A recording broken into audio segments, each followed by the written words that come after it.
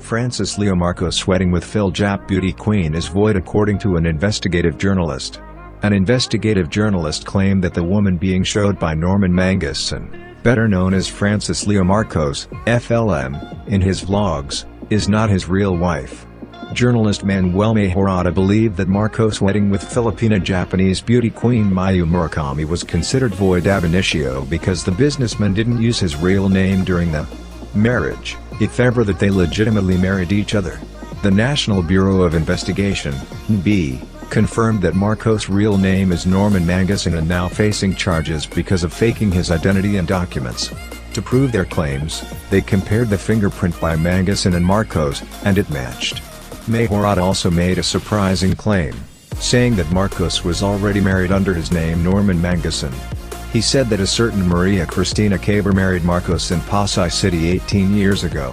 According to Mejorada, Marcos introduced himself to Caber as an engineer working in Saudi Arabia, but in reality, the latter was working as a baker in the said country. The wedding between Caber and Marcos was still valid even until today, as Mejorada said. Marcos was also married to another woman in 2012 according to Mejorada, whom he refused to name because of privacy reasons. However, the journalist said that Marcos' wedding in 2012 was also null and void because the latter was not using his real name during that time. Mejorada then narrated how Marcos met Murakami in Japan. He said that FLM introduced himself to the beauty queen as a relative of former President Ferdinand Marcos Sr. Murakami, who's supposedly clueless about Marcos' real identity during that time, was impressed by how the self-proclaimed businessman flaunted his wealth, but according to Mejorada, he's only using the money given by his friend. Mejorada said that Marcos used Murakami as a props because he's planning to run in 2022 as a senator. The journalist even said that Murakami kept her silence on what happened to Marcos since he was put under the custody of NB due to multiple charges. Marcos, in one of his oldest vlogs, claimed that Murakami separated with him after he launched the Mayu challenge. Marcos then claimed that his wife is going back to the Philippines to file a 100M libel case against the people trying to destroy the reputation of her husband. Watch this full video of Manuel Mejorada vlog. Do not forget to like and subscribe. Thank you. Marami ang nagtatanong sa akin kung totoo nga ba na kasal si Francis Leo Marcos o si Norman Manguson sa half Japanese, half Filipina ni si Mayu Murakami in April 2019. Ito po ang sagot ko sa inyo. Una, the marriage is void ab initio. Ibig sabihin, walang bisa po yung kasal kung kinasal nga sila. Mula sa pag-umpisa pa lang. Void ab initio po ang tawag doon. Bakit po? Dahil number one, si Francis Leo Marcos ay si Norman Antonio Manguson sa totoong buhay. Alam na natin yan ngayon. Sinabi na ng NBI na yung fingerprints ni Norman Manguson at ni Francis Leo Marcos na inaresto nila noong isang linggo sa penthouse ng Red Grand Tower sa Eastwood, Quezon City ay one and the same person. At mismo si Francis Leo Marcos o Norman Manguson, siya mismo ang nagsabi na Norman Manguson and Francis Leo Marcos are one and the same person. So, anong ibig sabihin nito? Si Norman Manguson ay meron pong marriage, existing marriage. Nakasal po siya sa kay Maria Cristina Caber noong 2002 sa may Pasay City. Isang civil wedding po. No? I don't know kung may church wedding, pero pagkaalam ko isang civil wedding. Maria Cristina Caber. Si Christy ay 10 years older sa kay Norman Manguson. No? At ang kwento niyan ay ipinakilala sila through Friendster. Remember niyo pa yung Friendster noon, 2002? Yun ang precursor ng Facebook. No? Doon nagkakaibigan, doon nagpapakilala sa bawat isa, Friendster. No? Wala na yun ngayon. No? Wala na yung Friendster. So doon sila nagkakilala. Somebody introduced Norman Manguson to Christy. Nandito po sa Metro Manila at si Norman Manguson at the time nagtatrabaho bilang panadero doon po sa Middle East. Ang pagpakilala niya sa kay Christie, nagtatrabaho siya bilang isang engineer sa Aramco, yung Arabian Oil Company, no? Aramco. So, yun po ang pagkakilala niya. So, nung bumalik si Norman mula sa kanyang kontrata sa Middle East, Saudi Arabia, I think, no? Ay kagad niyang kagad siya nag-propose ng kasal kay Christie. Si Christie kahit may duda pero pumayag na rin, no? Kasi sabi niya mukhang may trabaho naman, mukhang responsable naman. So kinasal sila sa may Pasay City 2002. Yung marriage na yun ay hindi po na-invalidate. Wala pong nullification mula sa korte na sinasabi na wala ng visa yung kasal na yun. So, pangalawa, si Christie is not the only woman na pinakasalan ni Norman Mangusin, also known as Francis Leo Marcos.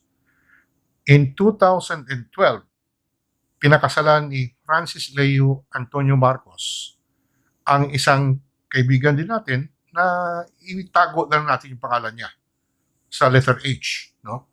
Si letter H 19 years old at that time, she was literally swept off her feet. Yung expression, di ba? Parang Imelda na yung panligaw ni FM kay the late Ferdinand Marcos kay Imelda, no? Parang hindi niya tinigilan hanggang mapakasalan niya, no? Si Imelda, no? So ganoon din ang ginawa nitong si FLM, no? At yun nga, hindi napigilan dahil kahit na yung nag-aayaw, yung may objection yung mga magulang, talagang nagpakasal si letter H kay Francis Leo as Francis Leo Marcos. Now, that marriage, although ipina-nullify nila yun, pero just the same, that marriage was null and void ab initio.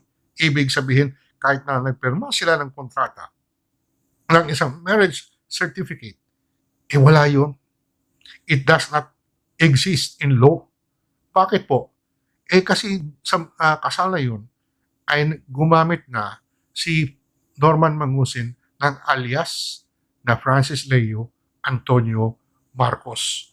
So, that does not exist because there is no natural Filipino by the name of Francis Leo Antonio Marcos. To be able to enter into a contract, you have to be a natural Filipino. Ibig sabihin, tao ka. Na Pilipino na may pangalan ka na si Francis Leo Antonio Marcos. Wala naman siyang katibayan, no birth certificate, no baptismal certificate that he is Francis Leo Antonio Marcos. So that second marriage, no, although sa ibang pangalan pero ipalagay natin is second marriage, sa kay Francis Leo Antonio Marcos, null and void. Wala pong visa, no? It did not exist as far as the law is concerned. Now, we go to this Mayu Murakami, no? Na nakilala ni Norman Mangusin nung pumunta sila ng Japan, I think in April 2019. At that time, itong si Norman Mangusin ay kaibigan na niya si Bernard Chong, yung super mayaman na anak ng may-ari ng World Balance. So, si Bernard Chong naman ay parang nabilib, no? Nabilib siya kay FLM at akala niya ay talagang mayaman at dahil may project sila, sinusuportahan din niya kasi sabi niya kay Bernard Chong, Bernard, pasensya ka dahil Marcos ako, frozen kasi yung mga naka-freeze kasi yung mga bank accounts ko So, wala akong pera na pang mobilize, no, pang lakad, no, sa mga kailangan natin sa mga negosyo na pinopropose niya kay Bernard Chong. So, nakita ni FLM na parang isang malalim na well ito, no? Isang bubon ko sa Ilonggo, isang deep well of wealth, napakalalim, bottomless na pera ito, no? So, dahil nga may at the back of his mind, talagang may ambisyon itong si Norman Mangusin na tatakbo sa pagkasenador. Nag-attempt na nga in 2012 nung nag-file siya ng COC para maging kandidato sa pagkasenador in the 2013 elections, no? Kaya lang, dahil bobo itong si Norman Mangusin alias FLM, hindi niya binasa muna na ang minimum age requirement para sa pagkandidato sa pagkasenador ay 35 years old. 33 pa lang siya noon. Kaya he was declared a nuisance candidate by the Commission on Elections. Pero sa loob-loob niya, dahil naniniwala na siya, at maraming tao na ang naniniwala na isa siyang Marcos, no? Na kamag-anak siya ni BBM, pinsang buo ni BBM, dahil sinasabi niya, yung tatay niya, ay si Dr. Pacifico Edelin Marcos, siguro sabi niya, pag may pera na ako, dahil ngayon may backer na ako si Bernard Chong, pumasok sa isip niya na tatakbo na naman muli, papasok na naman sa politika. Nung makilala ito, si Mayu Murakami, no? Murakami ba? Tama ba yung pagka-pronounce ko?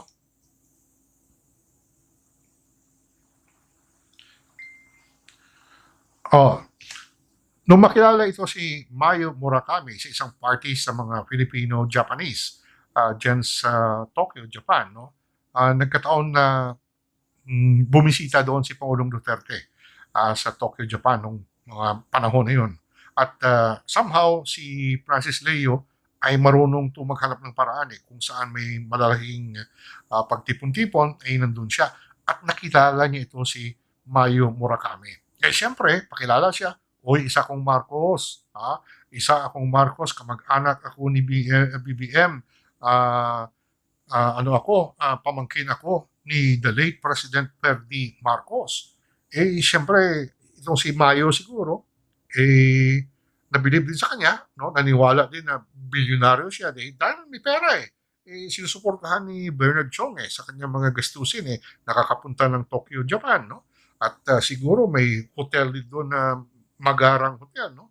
At ang dinigo doon yung mga pumunta na babae, yung mga Filipino women, no, na nandun sa party sa Tokyo, binigyan pa ng pera nitong ni FLM, nagpasikat talaga, no? Nagpasikat talaga na marami siyang pera. Siyempre si Mayo, siguro sabi niya, no harm, no? No harm kung papakasalan ko ito. Pero ang hindi alam ni Mayo, props lang siya, no? Props lang siya ni FLM dahil nga bumalik sa isip ni FLM na pwede na siyang tumakbo bilang senador muli because he is now more than 35. He was then more than 35 years old, no? At 2019, so he can run for the Senate in 2022. Kaya niya niligawan ito si Mayo kasi yung mahilig siya sa Marcos no? Kaya niligawan niya dahil maganda, no? Maganda itong si Mayu Murakami. Ay mataas, no? Puting-puti yung complexion. Siyempre, pagpakilala sa kanya, isang beauty queen din, no? At meron mga fake news, pero fake news ito na yung pamilya niya ay may-ari ng napakaraming negosyo sa Japan, pero hindi naman totoo. Ito yung anong game plan ni FLM na si Mayo ang kanyang magiging Imelda. Yan po talaga ang dahilan kung bakit niya niligawan, no? Whirlwind marriage na tinatawag, no? Yung pabilisan na kahit wala pang isang taon na nagkakilala sila ay nagpakasal kaagad, no? Itong si FLM tsaka si Mayo. Okay. So, nagpakasal sila pero walang visa. It is still null and void. Illegal. Void ab initio. From the start, walang visa po yun. Walang kahulugan yun. As far as the law is concerned, hindi nga siya pwedeng kasuhan ng bigamy. He cannot be charged for bigamy. Kasi yung bigamy ay kasalanan ng isang tao, isang Pilipino, na nag-asawa more than once. No? Pero sa tunay niyang pangalan. Ito, peke yung pangalan niya, Francis Leo Antonio Marcos ang ginamit niya. So this leads me to my answer. Wala pong kahulugan. Hindi po totoo. Wala pong bisa ang kasal ni FLM kay Mayu, no? Mayu Murakami. Kaya makikita natin na si Mayu wala ring pahayag, no? No statement of concern kahit na nasa Japan siya ngayon. Hindi nga nagpalabas ng statement eh. Walang YouTube, walang Facebook na nag-aalala siya, no? That she is worried and concerned about Francis Leo Antonio Marcos dahil siguro baka na-realize na rin niya na nabudol-budol din siya. No? She was made to believe that she was marrying a real Marcos, and this real Marcos had plenty of money.